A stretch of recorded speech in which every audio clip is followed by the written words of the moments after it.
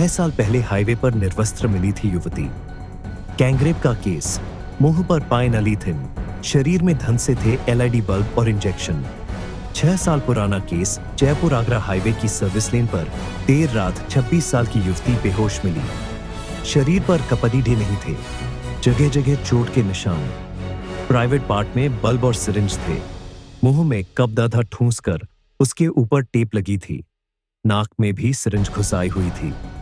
चेहरे को पॉलिथीन से ढककर रस्सी से बांध रखा था, जिसमें सांस ले पाना भी मुश्किल था। होश में आते ही युवती ने पुलिस को बताया, मेरा गैंगरेप कर दरिंदों ने मुझे यहां फेंका है। पुलिस कर्मियों ने तुरंत इसकी सूचना आला अधिकारियों को दी। महकमे में हडडेडी कंप मच गया। थाना इंचार्ज से लेकर डीसीपी तक सभी के फोन एक के बाद एक घनघना उठे। युवती जयपुर आगरा हाईवे की सर्विस लेन पर बेहोश पर ढी मिली थी। होश में आते ही बताया कि उसके साथ गैंगरेप हुआ है। प्रतीकात्मक तस्वीर 22 मई 2019 रात के 2:30 बजे जयपुर आगरा हाईवे पर एक युवती शनि मंदिर के नजदीक पोल्ट्री फार्म के पास निर्वस्त्र पड़ी मिली। वह बेहोश थी। उसी इलाके रहने वाले लोकेश कुमार रावत ने पुलिस कंट्रोल रूम को इसकी सूचना दी। कानोता पुलिस मौके पर पहुंची तो युवती सर्विस लाइन पर खड़ी दिखी थी। शरीर पर जगह जगह खरोंच और रगड़ने के निशान थे। मुंह पर काला पदार्थ लगा हुआ था। मौके पर पहुंची महिला पुलिस कर्मियों ने उसके शरीर को जीप में पड़े एक कपड़े से ढका।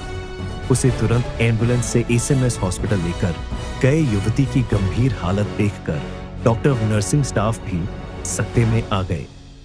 हॉस्पिटल के ट्रॉमा वार्ड में युवती के प्राइवेट पार्ट्स से एलईडी बल्ब, सिरिंज और प्लास्टिक की रस्सी का टुकड़ा निकाला गया।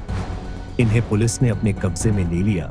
सूचना मिलने पर तत्कालीन डीसीपी ईस्ट राहुल जैन और एडिशनल डीसीपी ललित किशोर शर्मा भी एसएमएस हॉस्पिटल पहुंचे।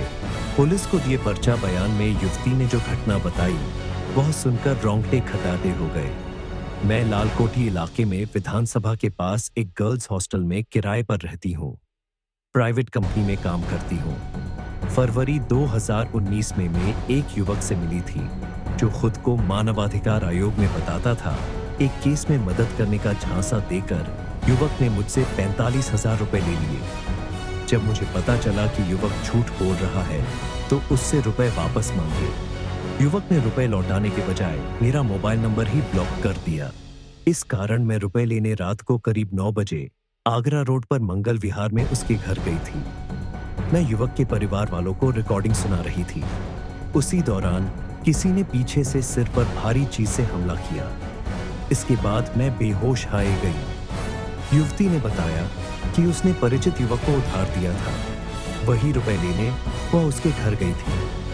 तस्वीर बेहोश होने तक टॉर्चर और फिर जंगल में फेंका। जब मुझे होश आया तो मैं एक कमरे में थी। वहां 3 लोग मौजूद थे। वो मुझे सिगरेट से दाग रहे थे। प्राइवेट पार्टनर्स में एलईडी बल्ब और इंजेक्शन सिरिंज डाल दी। तीनों ने मेरे साथ बुरी तरह मारपीट की। नुकीली चीज से छाती कमर पर वार किया। ये टॉर्चर तब तक चला जब तक मैं बेहोश नहीं हो गई। इसके बाद जब दोबारा होश आया तो मैं जंगल में पड़ी ही थी। शरीर पर कपड़े नहीं थे।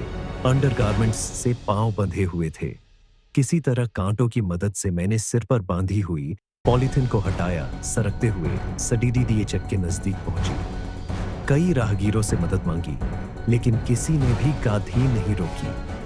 करीब 1.5 घंटे के बाद पुलिस मौके पर पहुंची। जांच में जुटी पुलिस, कैब ड्राइवर के भी हुए बयान। पुलिस मामले की गंभीरता को देखते हुए तेजी से जांच में जुट गई। पुलिस की एक टीम घटनास्थल पर पहुंची और छानबीन शुरू की। घटनास्थल के पास ही एक पुरानी इस्तेमाल की गई चादर, कुछ कपड़े ढीढ़े व अन्य सामान बरामद हुए। पुलिस ने वारदात के समय आरोपियों की लोकेशन ट्रेस करने के लिए तकनीकी साक्ष्य जुटाना शुरू किया। नामजद तीनों आरोपियों को डिटेन कर उनसे सख्ती से पूछताछ शुरू हुई। पुलिस ने उस ओला बाइक राइडर से भी पूछताछ की, जो युवती को मंगल विहार इलाके में लेकर आया था। इसके साथ ही उबर कैब ड्राइवर के भी बयान दर्ज किए गए। यह ड्राइवर युवती को 3 अन्य साथियों के साथ इस घटना से 2 दिन पहले 19 फरवरी को युवक के घर लाया था।